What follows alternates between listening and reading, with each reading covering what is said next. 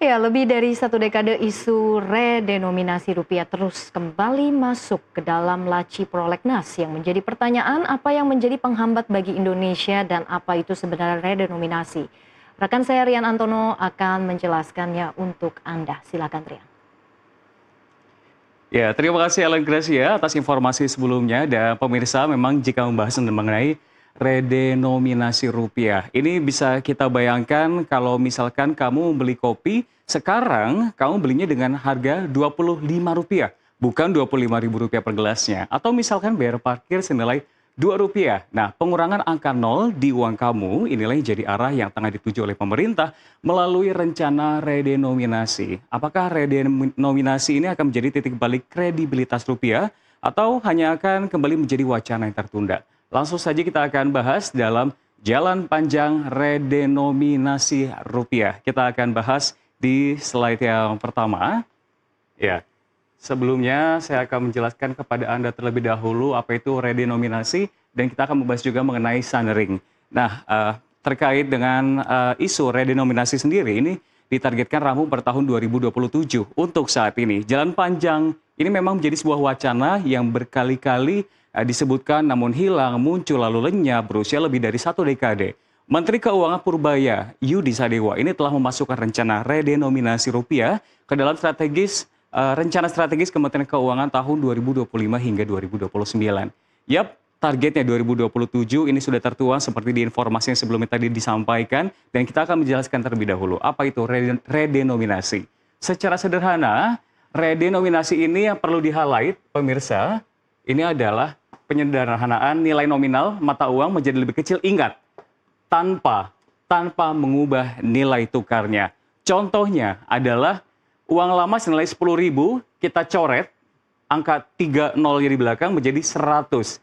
Tapi yang jadi concern dari masyarakat di sini adalah barang yang dibeli, daya beli. Kalau misalkan redenominasi yang disampaikan sebelumnya oleh Bank Indonesia pun ini tidak akan mengubah nilai yang akan kita beli, 25.000 harga lama ini juga ikut berubah menjadi Rp25 tanpa mengubah daya beli. Yang artinya ekonomi stabil, inflasi terkendali jika redenominasi ini berhasil dilakukan. Kita akan membahas juga mengenai terkait dengan sunring yang menjadi suatu hal yang dikhawatirkan oleh masyarakat, bingung karena menyamakan antara redenominasi dengan sunring.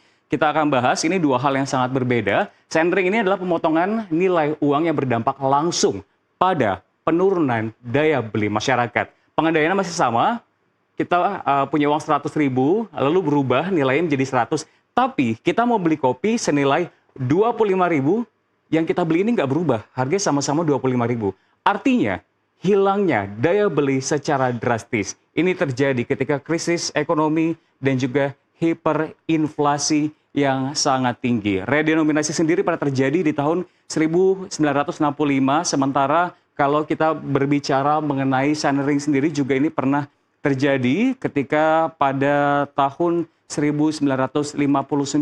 Kita akan informasikan dan update untuk Anda. Dan ini membuat masyarakat sendiri kehilangan fokus, mereka ada ketakutan. Dan kita akan lihat secara historis mengapa sebelumnya tadi dikatakan ini selalu masuk dalam laci prolegnas. Karena sudah lebih dari satu dekade ini diusulkan tepatnya pada tahun 2011. Darmin Nasution kala itu merupakan gubernur Bank Indonesia periode 2010 sampai 2013 yang mengusulkan. Lalu juga mulai hilang, diusulkan kembali di tahun 2017 pertama kali oleh Sri Mulyani yang merupakan Menteri Keuangan RI tahun 2019 hingga 2024. Dan ini setelah lama diperbincangkan, akhirnya ini muncul lagi setelah disampaikan langsung oleh Purbaya Sadewa, Menteri Keuangan tahun 2025 hingga 2029. Dan kita akan bahas juga kira-kira sebetulnya mengapa sebetulnya implementasi ini selalu terhambat. Kita akan bahas di slide selanjutnya. Kenapa tiba-tiba membahas mengenai redenominasi? Apa itu urgensinya? Tapi kenapa selalu gagal? Karena memang ada resikonya. Kita bisa bahas di sini, urgensinya ada pada dua aspek. Ada pembahasan soal efisiensi. Efisiensi mengapa? Supaya pertama kita akan mengurangi human error atau dukung fintech Apa ini? Jadi memang di era digital, deretan nol yang sangat panjang, ini sangat membebani sistem IT perbankan, pencatatan akuntansi, pembukuan menjadi rumit dan rentan kesalahan. Redenominasi ini adalah kunci efisiensi sistem pembayaran.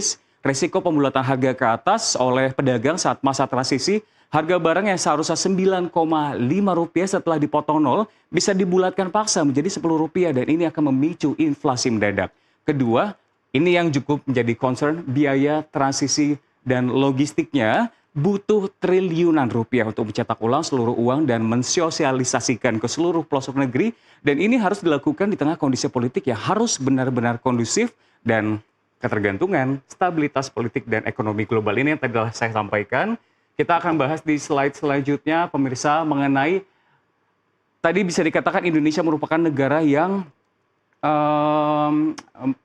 kita akan bahas terlebih dahulu sebelumnya, negara-negara yang telah melakukan redenominasi mata uang. Ini ada beberapa negara-negara yang telah disampaikan. Ini angka terdahulu dulu. Ada 1963, ada 1981, Finlandia, Israel, Bolivia, total ada 30 negara sebetulnya pemirsa. Selain negara-negara ini, kita juga akan melihat negara-negara yang terbaru. Di sini ada Venezuela di tahun 2008, lalu ada Ghana di tahun 2007, dan juga ada Mozambik, Azerbaijan, Turki, Romania. Ini menunjukkan bahwa sebetulnya ini suatu hal yang benar-benar bisa dilakukan, dan juga kasus terbaiknya yang saat ini menjadi concern adalah di tahun 2005, yakni adalah Turki. Ya, jalan panjang redenominasi rupiah ini menunjukkan bahwa Indonesia atau pemerintah ini concern untuk membuat citra rupiah. Terlebih jika dibandingkan dengan negara lain, total memang saat ini saya melihat ada 10 negara yang jumlah mata uang ini rentangnya sangat jauh, mulai dari Rp100 dalam bentuk koin hingga uang kertas untuk rupiah sendiri sampai Rp100.000.